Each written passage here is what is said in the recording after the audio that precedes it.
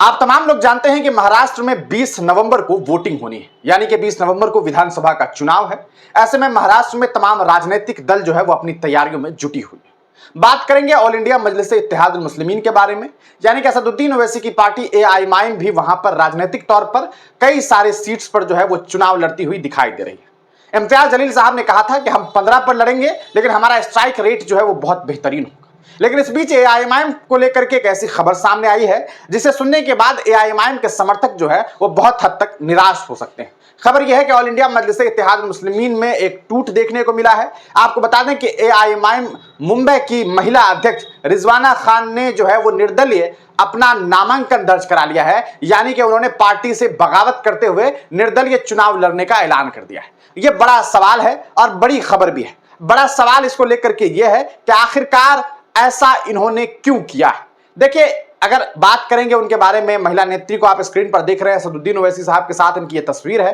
बात करें अगर इनके बारे में तो ये कोई मामूली नेता नहीं थी। मामूली नेता का मतलब ये कि सिर्फ कार्यकर्ता नहीं थी, बल्कि बाजाब्ता इन्हें एक ओहदा मिला हुआ था। ये एआईएमआईएम के लिए बेहतरीन काम भी कर रही थी। लगातार मुंबई से, महाराष्ट्र से अगर कोई गलत खबरें सामने आती थी, यानी कि मुसलमानों के खिलाफ, किसी शोषित, किसी वंचित के खिलाफ अगर कोई बातें सामने आती थी तो ये मुखरता के साथ आवाज बुलंद करती थी। पिछले दिनों जब नीतीश राणे ने जो है वो देखा आपने कि किस तरह से आपत्तिजनक बातें की, तो ये वो महिला नेता थी जो हाथों में जूता और चप्पल लेकर के जो है वो नीतीश राणे की तस्वीर पर लगाते हुए पूरे मुंबई में घूम जाती हैं और ये दिखाने की कोशिश करती है कि ये मत समझना कि मुसलमान कमजोर हुए। लेकिन आखिर क्या वजह है कि जब विधानसभा का चुनाव होता है, टिकट बंटवारे का वक्त आता है तो इन्हें टिकट नहीं मिलता है। आखिर क्या वजह हो सकती है? क्या इन्हें टिकट नहीं दिया गया, या फिर कोई ये एक ट्रैप है? ट्रैप का मतलब इस तरह से भी देखा जा सकता है कि कहीं ऐसा तो नहीं है कि इन्हें बस निर्दलीय चुनाव लड़ने को पार्टी की तरफ से कह दिया गया है और ये कह दिया गया होगा कि हम पूरी तरीके से समर्थन देते हैं। लेकिन अभी बात करेंगे कि आखिरकार इसको लेकर के सच्चाई क्या हो सकती है। देखिए, सबसे पहले हम आपको इनका प्रोफाइल दिखाते हैं ताकि आपको पूरा मामला समझ में आ जाए कि आखिरकार क्या मामला है। ये इनकी तस्वीर है, इन्होंने अपने कवर फोटो पर अभी भी यही तस्वीर लगा रखी है। लेकिन अगर आप देखेंगे, देखिए ये रिजवाना खान है, इनका अभी इनकी जो आईडी है वो अभी भी रिजवाना खान मीम नाम से ही है। इन्होंने लिखा है महिला एकता सुरक्षा फाउंडेशन की फाउंडर है, की मेंबर है।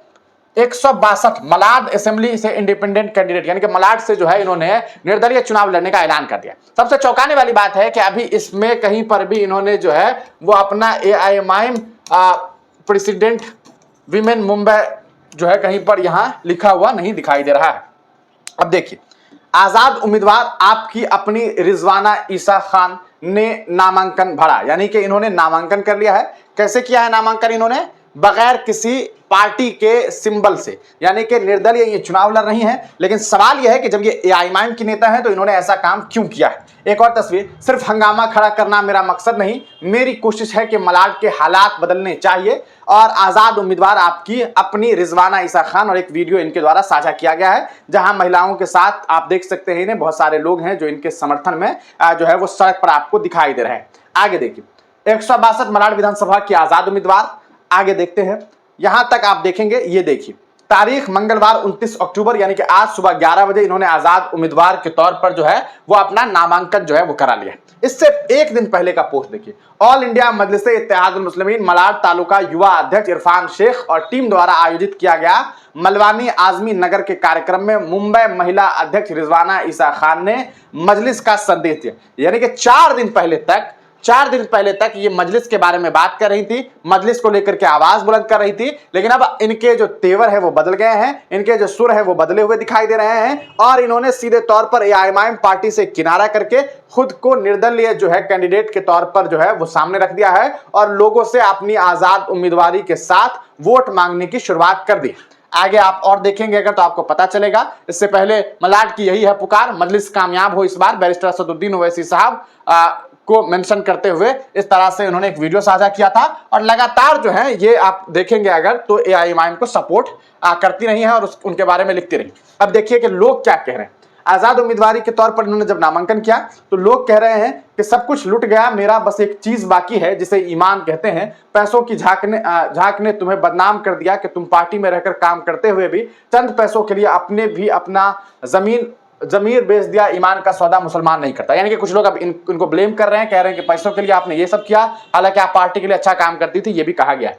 टिकट नहीं मिला था तो क्या जरूरत थी, आपके पास ओहदा भी था, आपके पास ताकत भी थी, आपकी पार्टी में कोई इज्जत की कमी नहीं थी, फिर भी आपने चंद पैसों के सामने बिकना मंजूर कर लिया। बाकी लोग बधाई दे रहे हैं, एआईएमआईएम से टिकट लेना था, एआईएमआईएम के नेम पर फेमस हुआ और टिकट ना मिलने पर आजाद उम्मीदवार बन जाओ। सही है, मतलब थोड़ा सब्र से पार्टी के लिए काम नहीं किया जा सकता। इंशाल्लाह आपको कामयाबी मिलेगी, ये बातें लिखी जा रही है। ओवैसी साहब टिकट नहीं दिए क्या, यानी कि बहुत सारे लोग अब बहुत तरह तरह की बातें कर रहे हैं। वही एक तरफ आप तमाम लोग जानते हैं कि किस तरह की खबरें जो हैं वो औरंगाबाद से सामने आई। औरंगाबाद सेंट्रल से ये खबर सामने आई कि वहां के जो कैंडिडेट हैं, जो उद्धव ठाकरे के कैंडिडेट हैं, यानी कि जो इंडियाई महागठबंधन के कैंडिडेट हैं, उन्होंने कहा कि भैया हम जो है वो चुनाव नहीं लड़ेंगे, हम चुनाव नहीं लड़ेंगे। और हमने समर्थन दे दिया एनडीए के कैंडिडेट को, यानी कि बीजेपी के कैंडिडेट को जो है वो इंडियाई वाले ने समर्थन दे दिया, इसलिए क्योंकि उन्हें डर है कि 2014 वाला रिजल्ट रिपीट ना हो जाए। 2014 का रिजल्ट का मतलब साफ है, अगर आपको याद होगा तो उस वक्त प्रदीप जी जो हैं वो चुनाव हार गए थे और पहले नंबर पर जो है वो इम्तियाज जलील आ गए थे और उन्हें लगभग 61,000 वोट मिला था। और दो कैंडिडेट थे और थे कृष्णचंद जी, इन्होंने कहा है कि भैया हम चुनाव नहीं लड़ेंगे, हमने अपना जो समर्थन है वो प्रदीप जी को दे दिया है, यानी कि बीजेपी को दे दिया है, इसलिए क्योंकि 2014 जैसे माहौल ना हो जाए। तो मतलब साफ है कि दो हिंदू नेता इस बार एक हो गए हैं, दो हिंदू नेता एक हो गए हैं ताकि कोई एक मुस्लिम नेता जो है वो यहां से चुनाव ना जीत सके। तो ये भी हाल महाराष्ट्र से खबर सामने आई है। वहीं एक खबर ये सामने आ रही है कि रिजवाना खान ने जो है वो निर्दलीय अपनी उम्मीदवारी जो है ठोक दी है। आपको क्या लगता है कि इन्होंने जो कार्य किया है वो सही है? इनके फैसले पर आप क्या कुछ सोचते हैं? अपनी राय कमेंट सेक्शन में जरूर दीजिएगा।